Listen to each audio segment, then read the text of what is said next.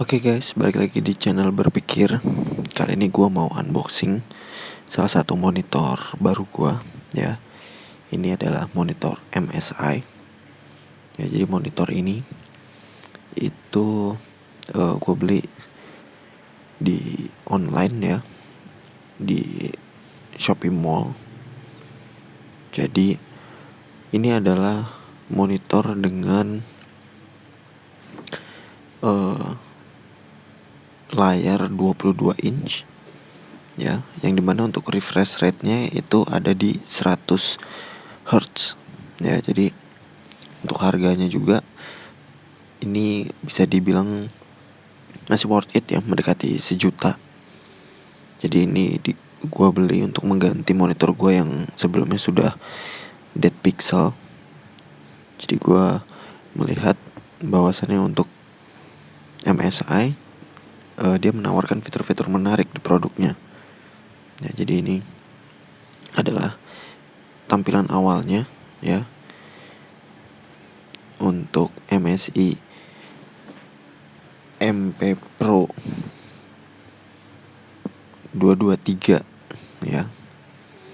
Jadi untuk MSI di sini tampilannya seperti ini, ya, tampilan depannya di kardusnya. Jadi di sini ada Ace Ergo, anti flickerless, a key check, high refresh rate, accessory slot, dan VESA mount support. Nah, ini adalah beberapa fitur unggulan yang sebenarnya kepake, ya, atau menarik buat gua, karena memang untuk monitornya sendiri ini tidak sampai 1 juta guys. Gue beli tuh di harga 900 berapa 50 ribuan, ya. Dan ini untuk detail lebih jelasnya, ya,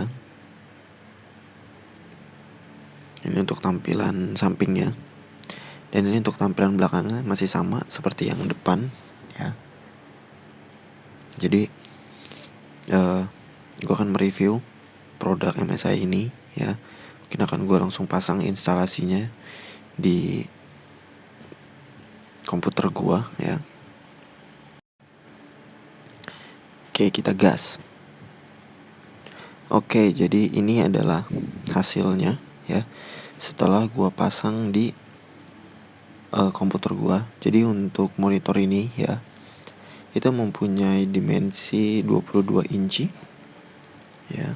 Jadi tadinya gue kira gue bisa masang monitor lama gue sebagai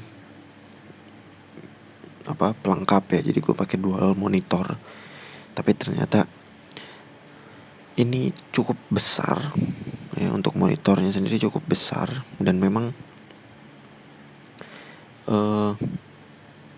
meja gue juga tidak muat. Alhasil gue memutuskan untuk menggunakan satu monitor saja, ya. Jadi gue menggunakan MSI untuk menjadi monitor utama gue, ya. Jadi untuk proses pemasangannya, ya, atau perakitannya sebenarnya cukup mudah, ya. Kita sudah diberikan instruksi petunjuk untuk pemasangannya. Cuma memang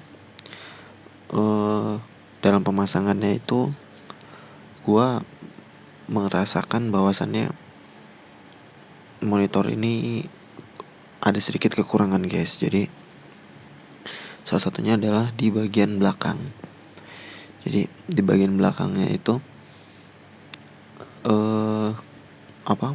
untuk penguncinya itu kita harus setting ulang. Jadi ini adalah perakitan di awal yang sesuai dengan instruksinya yang udah gue pasang. Akan tetapi ini perlu dikencengin lagi di baut di belakangnya, ya, atau di mounting belakangnya itu harus dikencengin lagi, karena memang gue mengikuti anjurannya pun ya hanya tinggal merakit saja, tapi ternyata agak sedikit kendor di bagian belakang. dan mungkin itu harus dikencangkan secara manual, tapi gue belum melakukan itu ya. Dan setelah gue full merakit monitor tersebut, ternyata memang tidak goyang seperti yang gue awal tadi rasakan gitu ya. Tapi sekarang monitornya sudah tegak, sudah lebih kuat. Jadi gue tanpa mengencangkan bagian belakang ternyata sudah lebih kuat gitu, karena memang monitornya ini di belakangnya itu sudah dipenuhi dengan kabel-kabel yang dimana untuk bagian engsel belakangnya itu terdorong maju ke depan, sehingga untuk posisi tegapnya pun dia lebih enak gitu dibandingkan waktu pertama tadi yang pas gue rakit itu gampang sekali jatuh ke belakang ya. Jadi ini gue coba hidupkan ya untuk monitornya.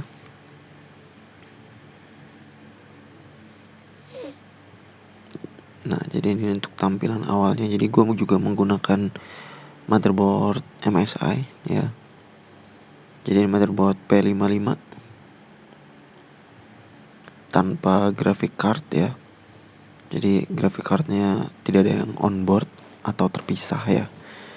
Jadi graphic cardnya di sini itu gue pasang terpisah ya. Jadi nggak ada graphic card bawaan. Gue menggunakan graphic card dari Nvidia.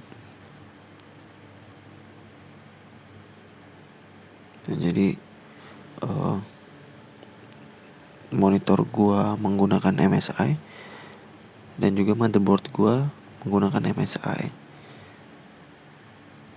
Dan ini luar biasa sih menurut gue, kayak karena perpaduan antara kedua barang tersebut ya, itu gue merasanya lebih pas gitu ya. Jadi motherboard gue menggunakan MSI dan monitor gue juga menggunakan MSI juga, tapi ini tidak di endorse ya oleh MSI.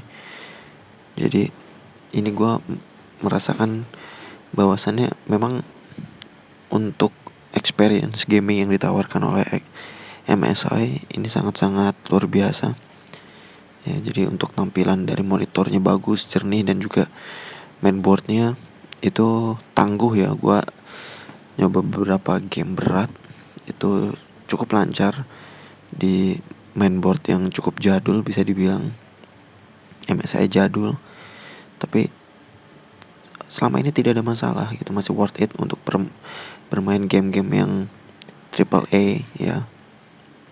Karena memang sebagian untuk hardware sendiri sudah gue upgrade ya, mulai dari penggunaan SSD, terus juga penambahan RAM ya. Jadi itu gue lakukan untuk melakukan mendapatkan gaming experience terbaik gitu ya. Jadi ini sekali lagi tidak di endorse oleh MSI, hanya memberikan review ya. Oke, jadi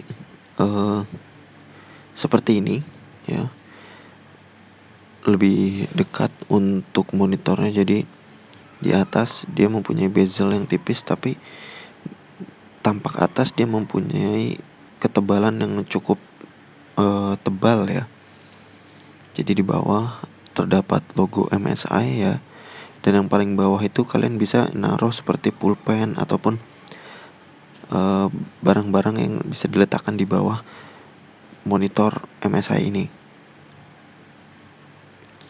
Oke, jadi tampilan awalnya seperti ini. Jadi cukup terang ya, hasilnya bagus. Dan ini kita bisa menambahkan bracket di belakang monitor MSI. Dan juga ada kabel manajemennya ya. Jadi di situ kita bisa menaruh kabel-kabel dan terdapat adaptor ya yang digunakan untuk supply dari monitor MSI ini guys ya. Dan juga untuk tombol-tombolnya ada di sebelah kanan ya untuk pengaturannya. Dan ini AC adapter ya. Jadi ini ujungnya itu kita colok ke belakang monitor untuk menghidupkan MSI ini. Nah jadi karena gue tidak punya mounting di belakang ini, jadi gue menggunakan mounting bawaan dari MSI nya saja. Ya jadi seperti ini untuk tampak belakangnya ya.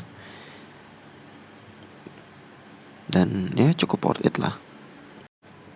Oke, ini adalah tampak belakang dari monitor MSI, yang dimana paling kanan itu terdapat kabel jack headset ya, yang sebelahnya itu ada HDMI, dan yang tengah itu ada DP atau display port, dan yang paling kiri itu adalah power inputnya.